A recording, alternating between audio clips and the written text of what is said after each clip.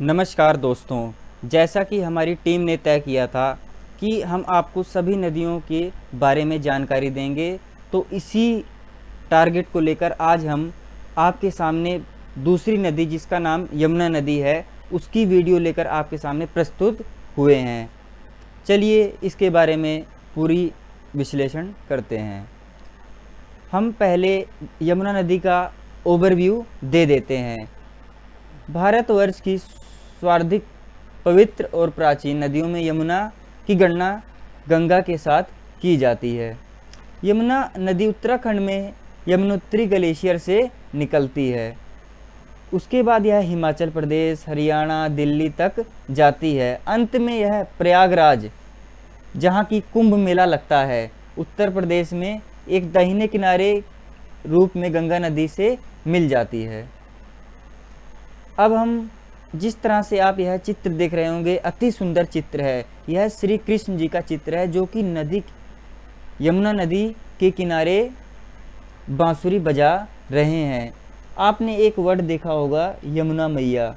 ये वर्ड जो उत्तर प्रदेश का ब्रज क्षेत्र है वहाँ पर बहुत प्रसिद्ध है। वहाँ पर यमुना जी को यमुना मैया के रूप में जाना जाता है। अगर आपने धारावाहिक देखे होंगे जो श्री कृष्ण के धारावाहिक आते हैं, उसमें श्री कृष्ण जी यमुना मैया, मतलब मैया शब्द उस क्षेत्र में बहुत ज़्यादा प्रसिद्ध है।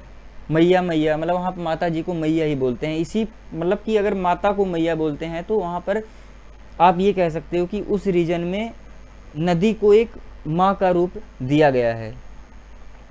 अब हम यमुना नदी के इतिहास के बारे में जानेंगे। यमुना नाम संस्कृत शब्द यम से लिया गया है जिसका अर्थ होता है जुड़वा, और इसे एक नदी में भी लगाया जा सकता है क्योंकि यह गंगा के समानांतर चलती है।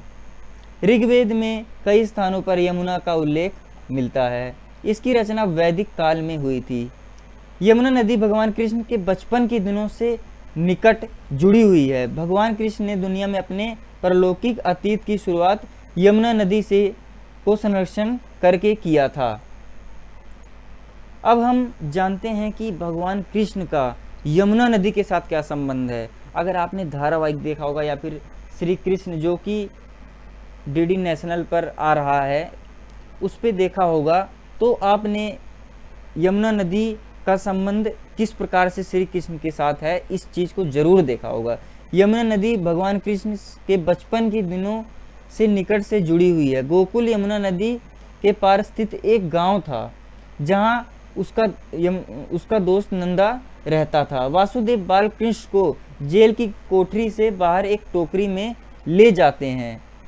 उन्होंने यमुना नदी को पार किया। उन्होंने यमुना नदी को पार करने के लिए एक रास्ता बनाने के लिए कहा, जिसे उन्होंने एक मार्ग बनाकर श्री कृष्ण को गोकुल ले गए। अब हम यमुना नदी का पूर्ण रूप से विश्लेषण करेंगे कि इसका ओरिजिन कहाँ से होता है। उत्तराखंड के निचले हिमालय के बांदीपुरी चोटियों के दक्षिणी पश्चिमी ढलान पर 6387 मीटर की ऊंचाई पर यमुनोत्री ग्लेशियर से यमुना नदी निकलती है। जिस तरह से आप चित्र भी देख रहे होंगे कि ये देखो, ये यमुना नदी की स्टार्टिंग यमुनोत्री ग्लेशियर से हो रही है। यहाँ पर एक आप टेम्पल भी देख सकते हैं। ये टेम्पल बहुत ज़्यादा पूजा जाता है। यमुना नदी की लंबाई 1376 किलोमीटर है। हम कह सकते हैं 855 मील भी है। यमुना नदी में ड्रेनेज सिस्टम भी लगा है। अब हम बात करेंगे अलग अलग राज्यों में यमुना नदी का क्या क्या रूप है। पहले हम बात करेंगे उत्तराखंड में यमुना। उत्तराखंड में तो यमुना नदी देवी के रूप में पूजी जाती है क्योंकि यहाँ पर देवी यमुना की मूर्ति यमुनोत्री शहर में संगमरमर के रूप में स्थापित की गई है, जिसको लोग एक पूजा कर करके अपनी श्रद्धा व्यक्त करते हैं। अब हम आते हैं उत्तर प्रदेश में, जिसका एक शहर है मथुरा। मथुरा आपने अक्सर सुना होगा, मथुरा वृंदावन। तो मथुरा यमुना के तट पर बसा हुआ एक ऐसा ऐतिहासिक और धार्मिक स्थान है जहाँ पर यमुना नदी होकर गुजरती है। यहाँ पर श्री कृष्ण, यह वह जगह है जहाँ पर श्री कृष्ण ने विष्णु जी का रूप धारण कर इस धरती पर आए थे। इसलिए इस मथुरा की वृद्धि हुई, मतलब कि यहाँ श्री कृष्ण का भी जन्म हुआ तथा यमुना नदी भी इसी शहर से बहकर जा रही है। तो ये कह सकते हैं कि इसके कारण इसके ये फेमस बहुत हुआ मथुरा शहर, जिससे इसके महत्व की कह सकते हैं वृद्धि बहुत हुई है। यहाँ भी यमुना नदी के तट पर सुंदर घाट बने हुए हैं, जिसको आप सुंदर सा चित्र आप देख सकते हैं। ये देखो, ये नदियाँ हैं, सुंदर चित्र बने हुए हैं। आप यहाँ पर यात्रा भी कर सकते हैं। कहने का मतलब ये है कि मथुरा उत्तर प्रदेश का एक बहुत बड़ा टूरिज्म प्लेस है। मथुरा में बड़े स्तर पे टूरिस्ट आते हैं, जहाँ पर श्री कृष्ण जी का जन्म हुआ था। अब हम बात करते हैं ब्रज की संस्कृति में यमुना। पहले हम जानते हैं ब्रज है क्या। जैसे आप उत्तर प्रदेश का मैप देख रहे होंगे, ये क्या लिखा है, अवध, फिर आप देख रहे होंगे ये बुंदेलखंड, मतलब उत्तर प्रदेश 4 भागों में बटा हुआ है। ये पूर्वांचल देख रहे होंगे आप, पूर्वांचल है। तो एक ब्रज क्षेत्र है यहाँ पर, सहारनपुर पश्चिमी, ये कह सकते हैं जो पश्चिमी यूपी है वो ब्रज क्षेत्र में आता है। अवध यानी उत्तर प्रदेश, लखनऊ, ये सब आप अयोध्या, अवध शब्द अयोध्या से आया है। तो अवध शब्द आप देख सकते हैं अयोध्या, यहाँ पर अयोध्या मौजूद है। तो हम ब्रज की बात करेंगे। ब्रज में यमुना का महत्व यही वही है जो शरीर में आत्मा का है। ब्रज में यमुना पूरे आध्यात्मिक वैभव के साथ प्रकट हुई है, क्योंकि अक्सर आपने देखा होगा यमुना नदी यहीं सर बहकर जाती है, फिर ये प्रयागराज में यमुना से मिल जाती है। फिर यहाँ से यमुना आगे की ओर यहाँ पर गंगा नदी आगे जहाँ मिलती है, गंगा यमुना यहाँ से आगे चली जाती है। मथुरा में यमुना के 24 घाट हैं, जो कि मैं पहले आपको बता चुका हूँ। एक्चुअली जो मथुरा है वो ब्रज क्षेत्र में है। ब्रज भाषा के भक्त कवियों और वल्लभ कवियों ने गिरिराज गोवर्धन की भांति यमुना के प्रति श्रद्धा व्यक्त कर काफ़ी कविताएं लिखी हैं। अब हम इसके प्रवाह क्षेत्र की बात करेंगे भी, ये कहाँ से बहकर जाती है। जिस प्रकार से आप मैप देख रहे होंगे, भिंड, आगरा, न्यू दिल्ली, मतलब यहाँ से गंगा नदी, यमुना नदी बहती है।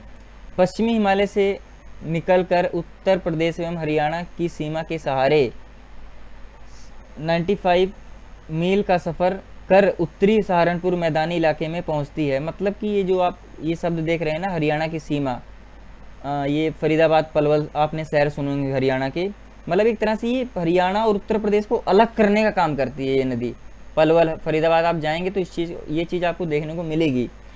फिर यह उससे पहले यह दिल्ली, फिर उसके बाद हरियाणा बॉर्डर, यूपी बॉर्डर में होते हुए आगरा से होते हुए प्रयागराज में गंगा नदी से जाकर के मिल जाती है।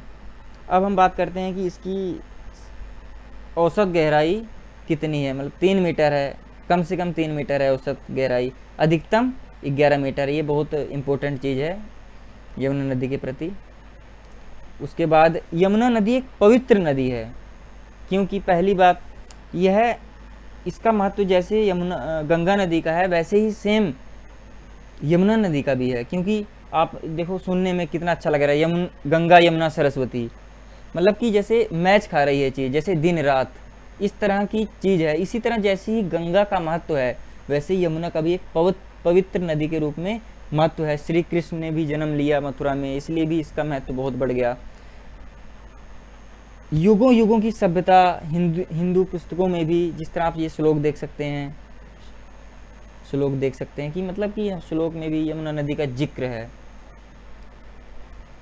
अब हम बात करते हैं यमुना नदी का हमारी अर्थव्यवस्था में क्या योगदान है। जिस प्रकार से आप तस्वीर देख रहे हैं कि नदी के आसपास ये खेत हैं, जो एक्चुअली बात ये है कि जो नदी के आसपास खेत होते हैं ना, वो बहुत ही उपजाऊ होते हैं। वहाँ की मिट्टी बहुत उपजाऊ होती है, क्योंकि एकदम नमी होती है, जो मतलब फसल के लिए बहुत अच्छा होता है। तो बड़े स्तर पर कृषि विभाग में यमुना नदी का बहुत बड़ा योगदान है। अब यमुना नदी के माध्यम से सिंचाई भी होती है, क्योंकि अगर फसल को उगाना है तो सिंचाई के लिए पानी तो चाहिए।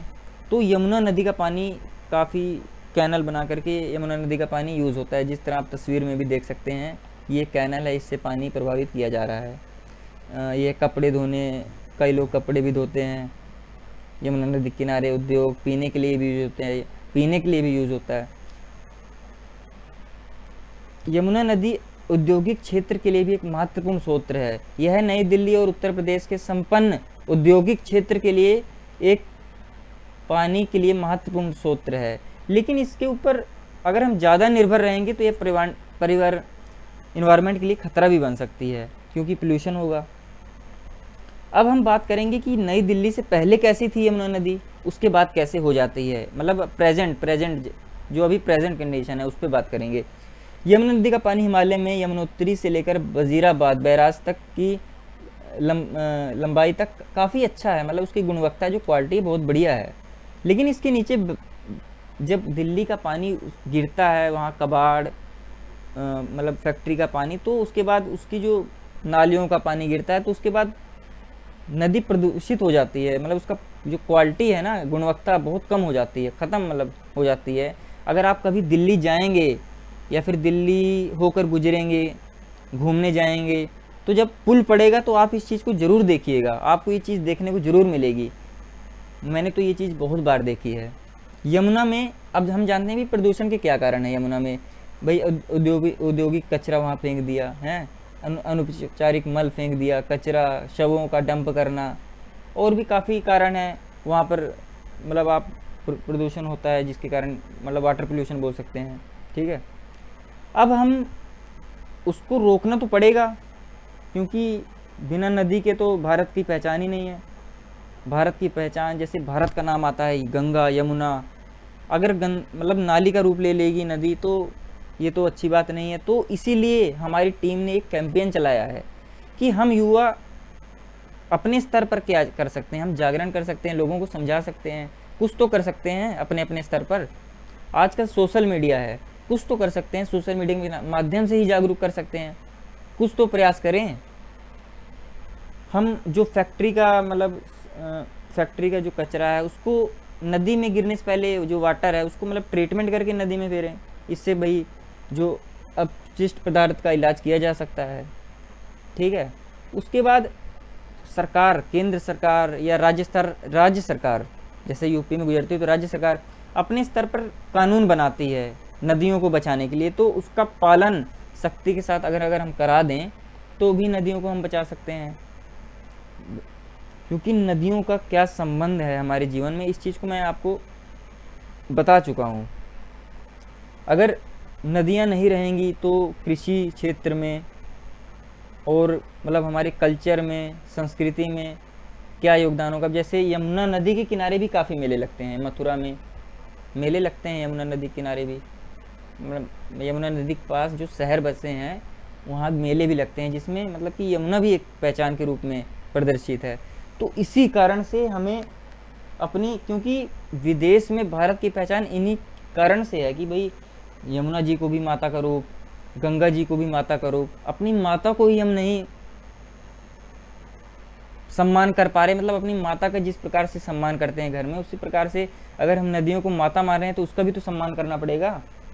तभी तो माँ है वो हमारी, जो मतलब भारत का हमारा हर चीज़ में हम भगवान नहीं देखते हैं। अगर हम खाना खाते हैं तो पहले भी उसकी पूजा करते हैं, मतलब हर चीज़ को हम पूजा करते हैं। पानी की भी पूजा करते हैं, क्योंकि पानी कृषि में यूज़ हो रहा है, पीने के लिए यूज हो रहा है, तो पानी की भी पूजा करते हैं। तो इसीलिए नदियों की भी पूजा होती है हमारे देश के अंदर। इसलिए हमारी सारी नदियाँ पूजनीय हैं, इसलिए इनको बचाना भी पड़ेगा। इसीलिए मैं सभी युवाओं से ये प्रार्थना करता हूँ कि हमारी वीडियो को ज़्यादा से ज़्यादा शेयर करें, जिससे हम ज़्यादा से ज़्यादा लोगों को इसकी महत्वता के बारे में बता सकें तथा उनको जागरण कर सकें भी नदियाँ बचाओ, नहीं आने वाले भविष्य में हमारे लिए सही नहीं होगा। तो ये सब बातें रखने के साथ मैं अपनी वाणी को विराम दूंगा तथा आप लोग हमारी आने वाली अगली नदी वाली वीडियो का इंतज़ार करिए। धन्यवाद। जय हिंद, जय भारत।